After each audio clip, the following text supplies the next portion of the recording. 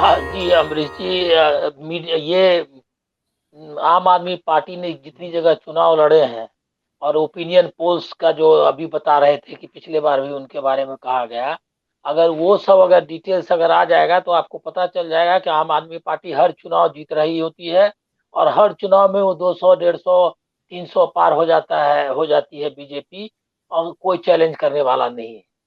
और दूसरा होता है छत्तीसगढ़ में, वही वो जो 90% सीट ले गई कांग्रेस, इसकी कोई चर्चा ही नहीं होती है। मतलब उस बार भी जो है छत्तीसगढ़ का इलेक्शन जो जीता, वो उस कांग्रेस जो जीती उसके बारे में मीडिया में कौन ओपिनियन पोल बता रहा था कि इतनी सीटें ले जाएंगे वो। तो इसका मतलब तो वो क्लियर है। मैं जो देखता हूँ कि गुजरात में लोकतंत्र स्टेक पे है, कोई नरेंद्र मोदी स्टेक में नहीं है। और जो भी गिरावट लोकतंत्र में जो चुनावी प्रणाली में है, उसका आप नंगा रूप देखेंगे वहां, यही मेरा मानना है। और वो दिखाई दे रहा है।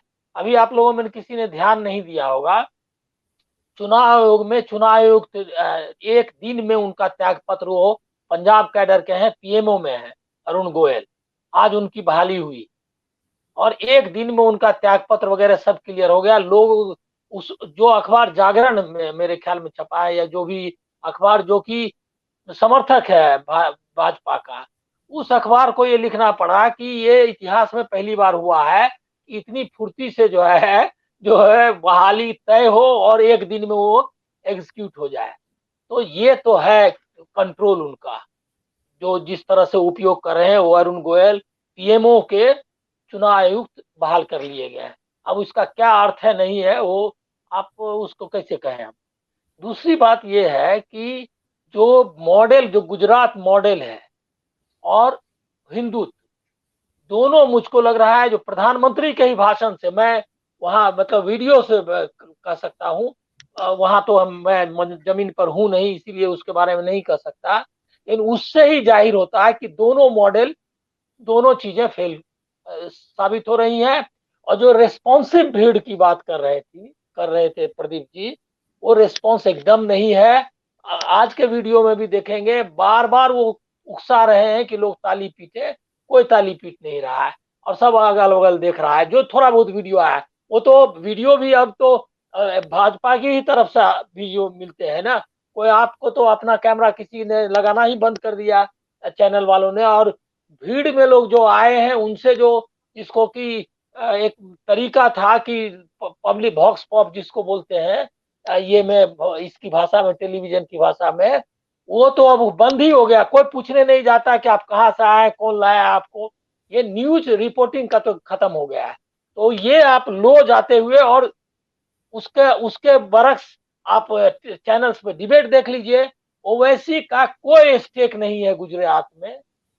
और वैसे भी जो वो वहां आबादी है मुसलमानों की, वो 10% का आसपास है। हेट्रेड भले ही 90% हो, लेकिन आबादी बहुत कम है।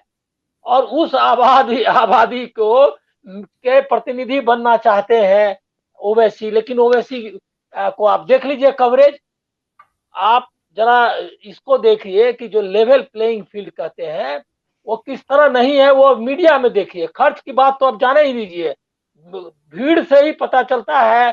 जो रैली हो रही है कांग्रेस की, कि पैसे उसके पास है नहीं और उसकी परवाह नहीं। जो सबसे बड़ी अच्छी बात दिखाई दे रहा है कि राहुल हम्म। गांधी ने ये चुनाव से अब उनको कोई मतलब नहीं है। वो सच में भारत जोड़ने और देश को बदलने की बात कर रहे हैं। ये एक सबसे अच्छा साइन है। लोग गुजरात के इलेक्शन में भी वो दिखाई दे रहा है।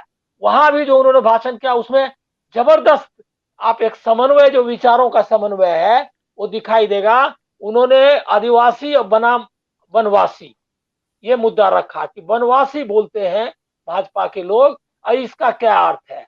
आप जंगल में रहिए, आपका जंगल पर कोई अधिकार नहीं है, जंगल से आप निकाल दिए जाएंगे। आदिवासी जब मैं कांग्रेस बोलती है, तो उसका अर्थ है कि जंगल पर पहला अधिकार आपका है, आपके हक आपको मिलेंगे, और आप जो है देश की राजनीति मुख्यधारा सब चीजों में आपकी भागीदारी होगी। तो ये जो जो कंसिस्टेंसी जो दिख रहा है मुझको, और यही उन्होंने वहां सावरकर और इसके हिसाब से किया। सावरकर बनाम ये क्या कहते हैं पटेल। बिरसा मुंडा जो रखा, वो भी जबरदस्त है। तो मुझको लग रहा है कि आइडियोलॉजिकली एकदम सही रास्ते पर है।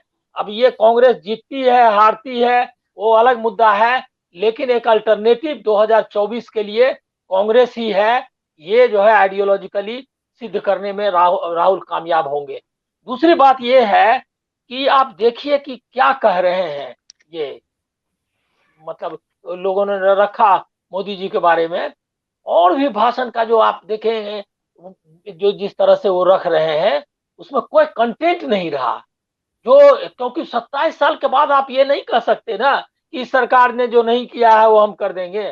तो इसलिए कोई कंटेंट नहीं रहा है, एकदम इनकोहेरेंट टाइप का चल रहा है, और उसकी वजह से लोग रेस्पॉन्स कर रहे हैं। तो मेरा जो है कि जमीन पर जो लोग देख रहे हैं, वो लोगों के मन में भी चल रहा है, मतलब जो दिखाई लोगों को दे रहा है वो सच में कितना चल रहा है, मुझको तो संदेह है। क्योंकि मुझको लगता ये है कि जबरदस्त एंटी इनकम्बेंसी गुजरात में है, और उसका जो है उसको उसको रोकने में या उससे उसका मुकाबला करने में ये एकदम अक्षम है।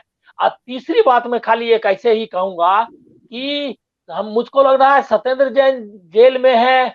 ये भी हो सकता है कि इसीलिए रखा है कि उनके ही हिसाब से सत्येंद्र जैन को जेल में रख करके बीजेपी जो चाहती है इनसे, अरविंद केजरीवाल से जिस तरह से उनको नचाना, वो नाचते रहेंगे। क्योंकि अपना इतना नजदीकी आदमी अगर जेल में है तो वो क्या कर सकते हैं।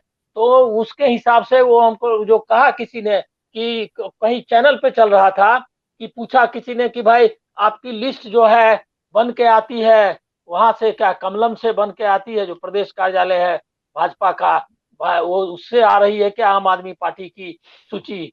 और अभी आप एनसीपी का एक कैंडिडेट, आप उस इसकी चर्चा नहीं हुई यहाँ, किस तरह से मैनेज कर रहा है चुनाव। अरे इस पर चर्चा होनी चाहिए कि चुनाव चल रहा है, चुनाव खर्चे का क्या है, किस तरह रैलियां हो रही हैं, किस तरह से विज्ञापन का इस्तेमाल हो रहा है, मीडिया में किस तरह का प्रचार जो है को एक तरफा प्रचार चल रहा है वो भी बीजेपी की तरफ से, वो जो है उसके बारे में चर्चा ही नहीं हो रही। एनसीपी का कैंडिडेट जिसको की सीट दी थी गठबंधन में कांग्रेस ने, वो अंत में अपना वापस ले, वही कंचन जरीवाला वाला केस हो गया।